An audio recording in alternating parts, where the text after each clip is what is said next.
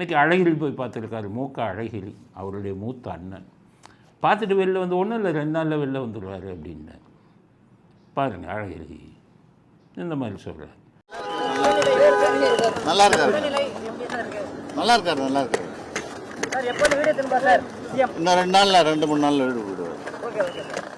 ஆனால் இதே அழகிரி 2016 அந்த இதுங்களில் கருணாநிதிட்ட போய் உன் பையன் 3 மாதத்தில் செத்துருவான்னார் ஸ்டாலின். அப்போ பார்த்திங்கன்னா அவருக்கு குத்துக்கல்லாக இருந்தார். எல்லாருமே யோசிச்சாங்க, இன்னும் 3 மாதத்தில் செத்துருவாருங்கிறாரு, ஏதோ அவருக்கு இருக்குமோன்னெல்லாம் சந்தேகம் வந்தது. அதுக்கப்புறம் பார்த்தா அவர் நல்லா தான் இருக்கார். இப்போ அவரே சொல்லிட்டார் 2 நாளில் வெளியில் வந்துடுவார். 2 நாளில் வெளியில் வர்றதுக்கு எதுக்கு இத்தனை நாடகம்? இப்போ அதுக்கு தான் சொன்னேன். துர்கா ஸ்டாலின் அவங்க வந்து இந்த ஜோசியதுக்காகத்தான் இந்த நாடகம்னு சொன்னேன். அவங்க இதில் தெய்வ கடவுளை கும்பிட்றதுல ரொம்ப அவங்களுக்கு ஈடுபாடு. ஏன்னு கேட்டிங்கன்னா, நம்ம எல்லாம் தான் கடவுளை கும்பிட்றோம். நீங்களும் நானும் ஸ்லோகம் சொன்னோம்னா நமக்கு தெரியாது. நம்ம போனால் முருகா, பெருமாளே, ஈஸ்வரா அப்படி தான் பேசுவோம். ஆனால் அவங்க ஸ்லோகம் பூரா மனப்பாடம். இப்போ பாருங்கள், ராமர் ஸ்லோகத்தை எப்படி சொல்கிறாங்கன்னு பாருங்கள். பெருமாளுக்கு வந்து ராம ராம ரமேதி ரமே ராமே மனோரமே சகசரநாம தத்துல்யம் ராமநாம வரானனே.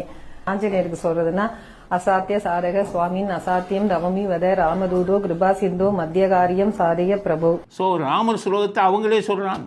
இதில் வேடிக்கை என்னன்னா, இந்த கூட்டம் தான் ராமருக்கு செருப்பு மாலை போட்டான். அதே இதில் வெளிவந்தவங்க அவருடைய மனைவி ராமருக்கு ஸ்லோகத்தை அவ்வளவு இதாக சொல்கிறாங்க. ராமருக்கு செருப்பு மாலை போட்டாங்க, ராமர் சிலையை படத்தை வச்சு செருப்பால் அடித்தாங்க. கருணாநிதி சொன்னார், ராமர் என்ன என்ஜினியரா? சேது பாலத்தை கட்டினது ராமர், ராமர் பாலத்தை கட்டியது ராமர் என்று சொல்கிறார்களே, ராமர் என்ன என்ஜினியரான்னு சொன்னார். ஆனால் அவங்க வீட்டில் ராமருக்கு இப்படி ஒரு ஸ்லோகம் பண்ணுறாங்க. எவ்வளோ நடிப்பு பாருங்க.